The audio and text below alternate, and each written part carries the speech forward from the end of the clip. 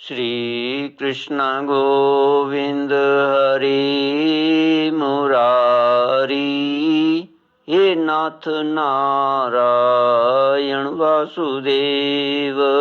श्री कृष्ण गोविंद हरि मुरारी। हे नाथ नारायण वासुदेव। ओम नमो भगवते वासुदेवाय। ओम नमो भगवते वासुदेवाय। श्रीमद्भागवत दसम स्कंद 27वां अध्याय श्लोक 37 से यदीदमग्र आस न भविष्यद्दतो निधना अनुमित मंत्रा त्वयि विभाति मृषैकरसे अत उपमीयते द्रविण जाति विकल्प पथे वितथ मनो विलास मृत मिथ्यवयन्त्यबुधा। श्री कृष्ण गोविंद हरि मुरारी। हे नाथ नारायण वासुदेव। श्रुतियां कहती हैं भगवान, वास्तविक बात तो यह है कि यह जगत उत्पत्ति से पहले नहीं था और प्रलय के बाद भी नहीं रहेगा। इससे यह सिद्ध होता है कि यह बीच में भी एक रस परमात्मा में मिथ्या ही प्रतीत हो रहा है। इसी से हम श्रुतियां इस जगत का वर्णन ऐसी उपमा देकर करती हैं जैसे मिट्टी में घड़ा, लोहे में शस्त्र और सोने में कुंडल आदि नाम मात्र हैं। वास्तव में मिट्टी, लोहा और सोना ही वैसे ही परमात्मा में वर्णित जगत नाम मात्र है, सर्वथा मिथ्या और मन की कल्पना है। इससे ना समझ मूर्ख ही सत्य मानते हैं। भगवान, जब जीव माया से मोहित होकर अविद्या को अपना लेता है उस समय उसके स्वरूप भूत आनंदादि गुण ढक जाते हैं। वह गुणजन्य वृत्तियों, इंद्रियों और देहों में फंस जाता है तथा उन्हीं को अपना आपा मानकर उनकी सेवा करने लगता है। अब उनकी जन्म मृत्यु में अपनी जन्म मृत्यु मानकर उनके चक्कर में पड़ जाता है। प्रभु, जैसे सांप अपने केंचुले से कोई संबंध नहीं रखता, उसे छोड़ देता है, वैसे ही आप माया अविद्या से कोई संबंध नहीं रखते, उसे सदा सर्वदा छोड़े रहते हैं। इसी से आपके संपूर्ण ऐश्वर्य सदा सर्वदा आपके साथ रहते हैं। अणिमा आदि अष्ट सिद्धियों से युक्त परमेश्वरी में आपकी स्थिति है। इसी से आपका ऐश्वर्य, धर्म, यश, श्री, ज्ञान और वैराग्य अपरिमित है, अनंत है।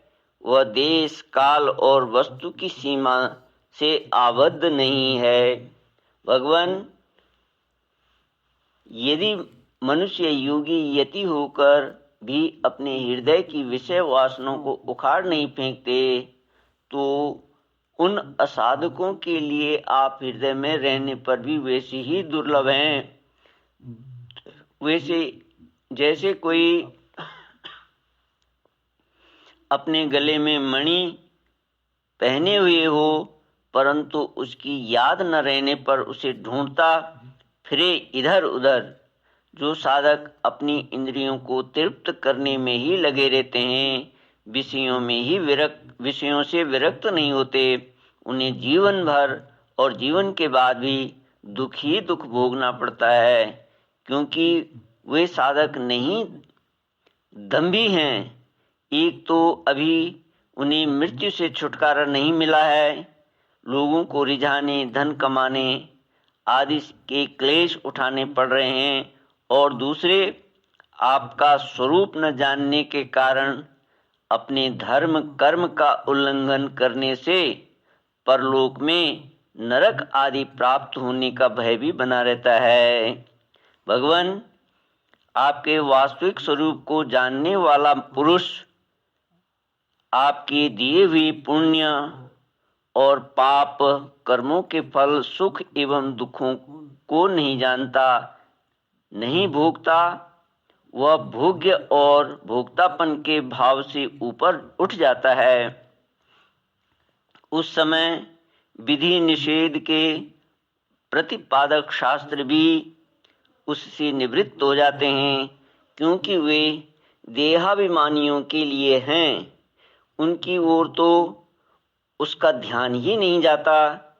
जिसे आपके स्वरूप का ज्ञान नहीं हुआ है, वह भी यदि प्रतिदिन आपकी प्रत्येक युग में की हुई लीलाओं गुणों का गान सुन सुनकर उनके द्वारा आपको अपने हृदय में बैठा लेता है, तो अनंत अचिंत्य दिव्य गुण गणों के निवास स्थान प्रभु आपका वह प्रेमी भक्त भी पाप पुण्यों के फल, सुख दुखों और विधि निषेधों से अतीत हो जाता है, क्योंकि आप ही उनकी मोक्ष स्वरूप गति हैं। परंतु सभी ज्ञानी और प्रेमियों को छोड़कर और सभी शास्त्र बंधन में हैं तथा वे उसका उल्लंघन करने पर दुर्गति को प्राप्त होते हैं। भगवान, स्वर्ग आदि लोकों के अधिपति इंद्र ब्रह्मा प्रभृति भी आपकी था आपका पार न पा सके। और आश्चर्य की बात है तो यह है कि आप भी उसे नहीं जानते, क्योंकि जब अंत है ही नहीं तब कोई जानेगा कैसे। प्रभु, जैसे आकाश में हवा की धूल के नन्हे नन्हे कण उड़ते रहते हैं, वैसे ही आप में काल के वेग से अपने से उत्तरोत्तर 10 गुने 7 आवरणों के सहित असंख्य ब्रह्मांड एक साथ ही घूमते रहते हैं। तब भला आपकी सीमा कैसे मिले। हम श्रुतियां भी आपके स्वरूप का साक्षात वर्णन नहीं कर सकती। आपके अतिरिक्त वस्तुओं का निषेध करते करते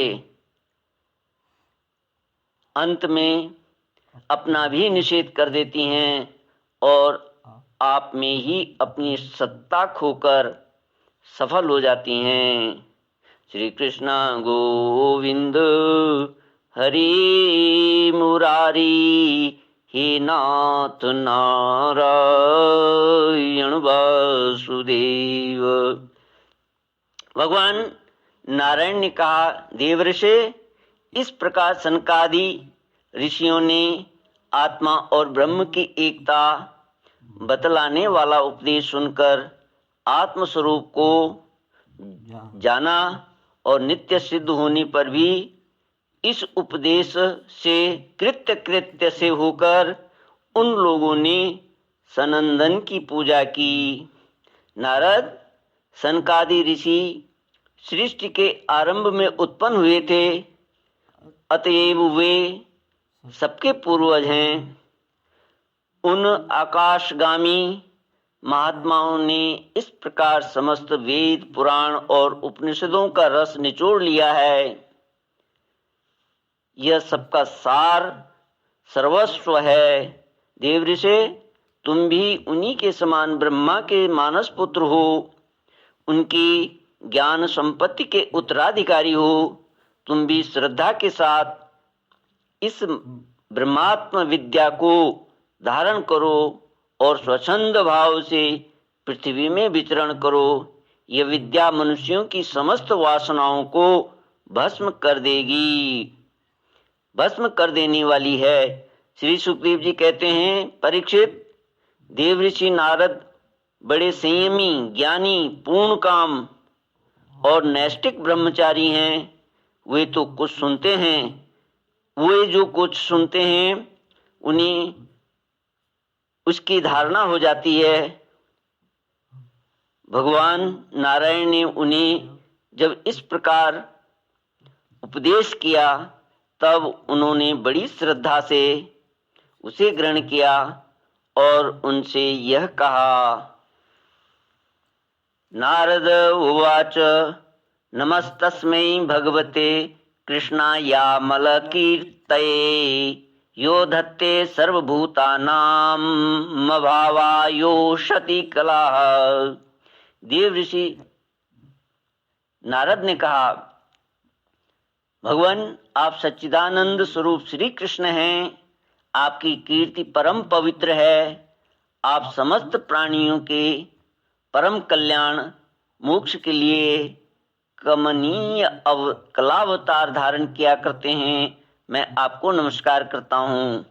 परीक्षित, इस प्रकार महात्मा देव ऋषि नारद आदि सृष्टि भगवान नारायण को और उनके शिष्यों को नमस्कार करके स्वयं मेरे पिता श्री कृष्ण द्वैपायन के आश्रम पर गए। भगवान वेद व्यास ने उनका यथोचित सत्कार किया। वे आसन स्वीकार करके बैठ गए।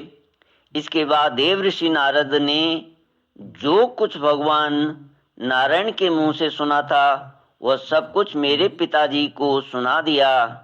राजन, इस प्रकार मैंने तुम्हें बतलाया कि मन वाणी से अगोचर और समस्त प्राकृत गुणों से रहित पर ब्रह्म परमात्मा का वर्णन श्रुतियां किस प्रकार करती हैं और उसमें उनका मन कैसे प्रवेश होता है, यही तो तुम्हारा प्रश्न था। परीक्षित, भगवान ही इस विश्व का संकल्प करते हैं तथा उसके आदि मध्य और अंत में स्थित रहते हैं। वे प्रकृति और जीव दोनों के स्वामी हैं। उन्होंने ही इसकी सृष्टि करके जीव के साथ इसमें प्रवेश किया है और शरीरों का निर्माण करके वे ही उनका नियंत्रण करते हैं। जैसे गाढ़ निद्रा सुषुप्ति में मग्न पुरुष अपने शरीर का अनुसंधान छोड़ देता है, वैसे ही भगवान को पाकर यह जीव माया से मुक्त हो जाता है। भगवान ऐसे विशुद्ध केवल चिन्मात्र तत्व हैं कि उनमें जगत के कारण माया अथवा प्रकृति का रत्ती भर भी अस्तित्व नहीं है। वे ही वास्तव में अभय स्थान है। उनका चिंतन निरंतर करते रहना चाहिए। श्री कृष्ण गोविंद हरि मुरारी हे नाथ नारायण वासुदेव। इति श्रीमद्भागवते महापुराणे पारमहंस्यां संहितायां दशमस्कन्धे उत्तरार्धे नारद नारायण संवादे वेदस्तुतिर्नाम सप्ताशीतितमोऽध्यायः। ओम पूर्णमद पूर्णमिदं पूर्णात् पूर्णमुदच्यते पूर्णस्य पूर्णमादाय पूर्णमेवावशिष्यते। ओम शांति शांति शांति। हरि ओम श्री गुरुभ्यो नमः। हरि ओम।